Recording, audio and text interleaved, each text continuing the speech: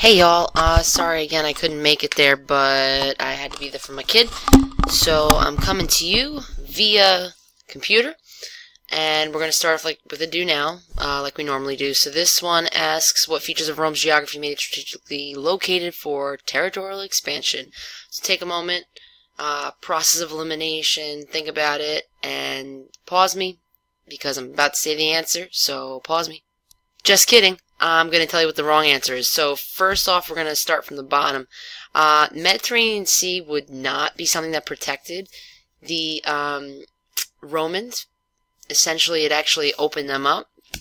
The Phoenicians weren't even considered invaders. They were the carriers of civilization who were, they were traders that carried culture all throughout the Mediterranean Sea because they interacted with so many different groups of people.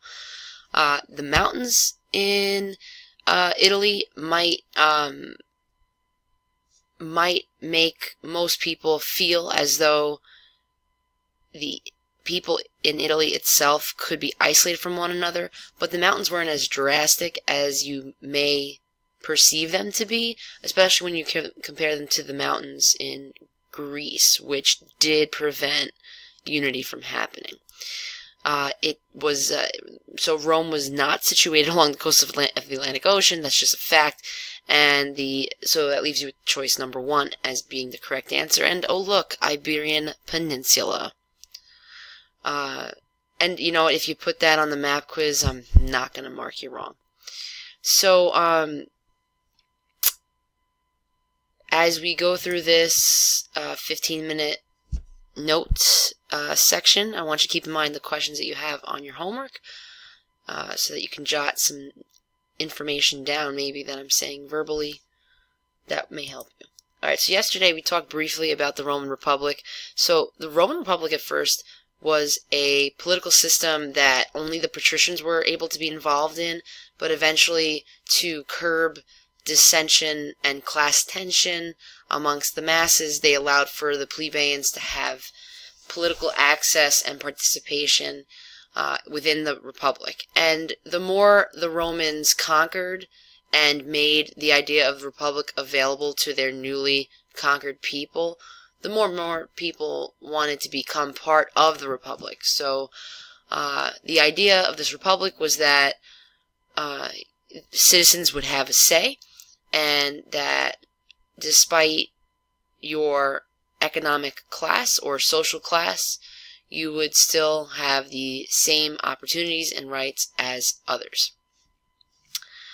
Now, it's important to note that the patricians were the upper class because they owned the land that the plebeians farmed, or they ran the military, and the plebeians were just, they were your lower classes. These were the laborers, the workers, the people who held up the society. Moving forward into the 12 tables, again, we talked about this yesterday, so I'm not going to spend too much time here. So you can compare the 12 tables to the Code of Hammurabi at this point, because these were the two iconic law codes that had been established at this point by classical times. So comparing them, you could say that yes, they were both written down, which would make the laws knowledgeable to its citizens, thus making them more, held more accountable to their behavior. And it allowed for more organization to exist amongst a large group of people. What also was similar is that they had similar punishments. However, the difference was that Hammurabi's code really pointed out the differences in how these social classes were treated. Therefore, in Hammurabi's code, the wealthier would have more leeway when breaking the law, and in the 12 tables, although it's you can say that over time they become corrupt as well, but its main focus and purpose in its creation was that it allowed for all to be treated equally, to be treated fairly, and all of those principles there laid out for you are seen in our code of law today, which would emphasize the value that we have in providing a fair and equal opportunity under the law. I'm going to skip this because we talked about it yesterday. So, as Rome becomes more and more powerful, of course they're going to branch out. They're going to expand and cover the Italian peninsula. So they're going to take over the Etruscans. They're going to take over the Greeks in the southern end of the peninsula. And as they come into contact with more and more groups across the Mediterranean Sea, they're going to want to acquire that land. So in the beginning, where they would acquire the territory through debate or diplomatic reasons or even threats and by force, we're going to start to see that they are going to go into full-blown war. And one of the first wars we'll see, it's called the Punic Wars. Punic Wars. And the word Punic means Phoenician. And that's just referring to the fact that, which we'll get to in a minute, it's just referring to the fact that they had a war across the Mediterranean Sea, which most of the Phoenicians were involved in because they were settled in Carthage, which is where the Punic Wars began.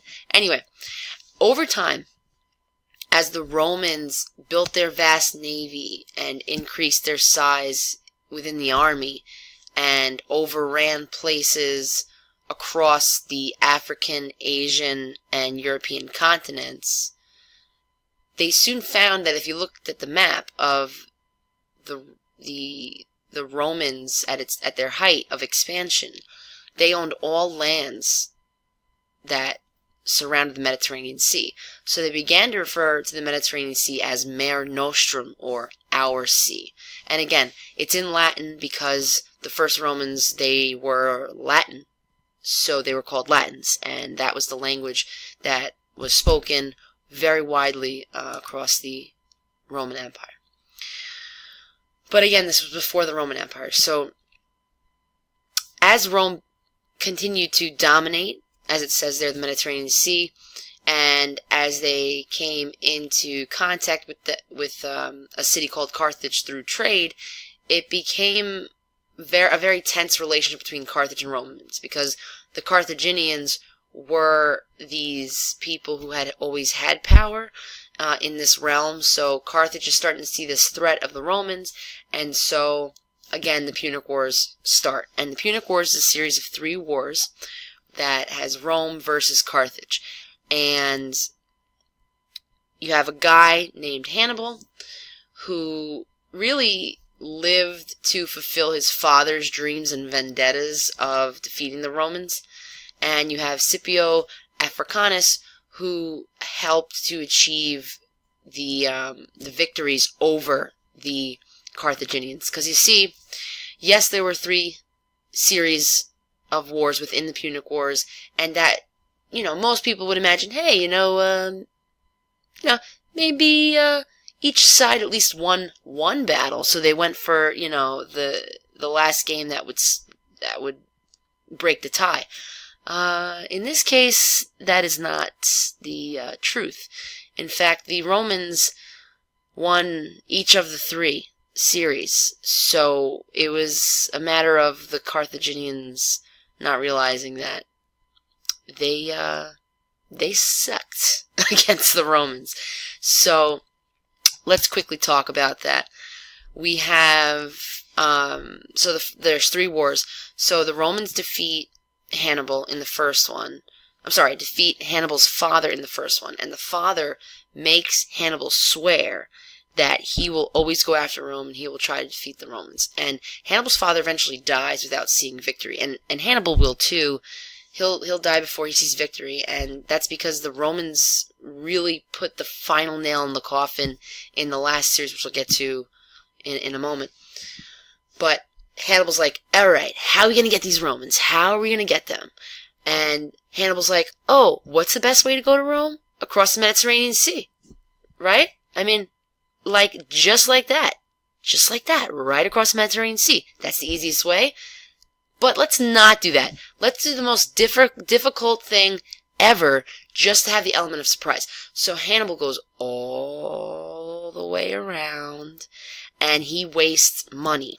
He wastes resources. He wastes men. They don't even get to this point here, and he's lost most of his army. So this was a terrible, terrible decision. In fact, he's going, I think it was the Alps. It might have been the Pyrenees, but I think it was the Alps, where, I mean, there were, I think they were like nomads just hanging out in the mountains, and they were like throwing rocks at the elephants, and the elephants were like just falling over the mountains. Hannibal's men were just dying because they couldn't make it across the trek of the mountain. So, needless to say, it wasn't looking good to begin with. And so, what happened was, in the end, by the time Hannibal made it to Rome, he was chilling in his tent, and something was thrown into his tent. All of a sudden, it was the middle of the night, and he was like, "What the heck is that?" And he realized when he looked to see what it was the head of his brother, who he had left in charge of Carthage while he was gone. So that shows a symbol of the Romans saying, "Hey, we know that you left your city basically vulnerable, and we charged it, and we killed your brothers, so go home." And Hannibal eventually did, because he admitted defeat in that second round. But he eventually tried to defeat them again, and what happened was the Romans said, "Okay, you want to try this again? All right." And so the Romans defeated them. They killed all the men, they raped the women, and they enslaved the children. And then they burned all of Carthage's land to the ground, and they poured salt on it. And you might be asking, well, why are they pouring salt down? And that's, if you think about it, what does salt do to the ground? It dries it up, kills it, so that you can't have fertile land, which means you can't farm, which also then means people aren't going to live there. So, in legend, the Punic Wars made it so that this section of northern Africa would be a place that no one could ever live, and to remember what the Romans will do to you if you cross them. Now, from this victory over the Carthaginians, they gain an enormous amount of land. They gain all of the parts of northern Africa, they gain the Iberian Peninsula, Gaul, and a little bit of Egypt. So now they start to look towards the Balkan Peninsula, which is this area here, and which includes Greece, and then, Asia Minor to its right, and then, of course, Egypt. And so they have Mare Nostrum, pretty much, at that point. So, with this victory, the Republic expands. Now, keep in mind, you have a government system where every single citizen has the right to vote for representation. But as that population grows and grows and grows, you have to realize that you need to maybe start changing your laws to fit the needs of the people. So, corruption starts to happen, loyalty lines change. The population became too big for this small Senate to control. So the Roman Republic began to decline in power, and people started to turn their loyalty to the generals, to the soldiers, to the army, because the army was what was seen throughout all of Rome. And the reason why the army was able to consistently and rapidly travel throughout Rome is because as they traveled, they were the ones building the roads, and having roads made not only the army be able to traverse the land quicker, but it also allowed for trade to happen more often, communication to get through more quickly, and for ideas to spread. Now,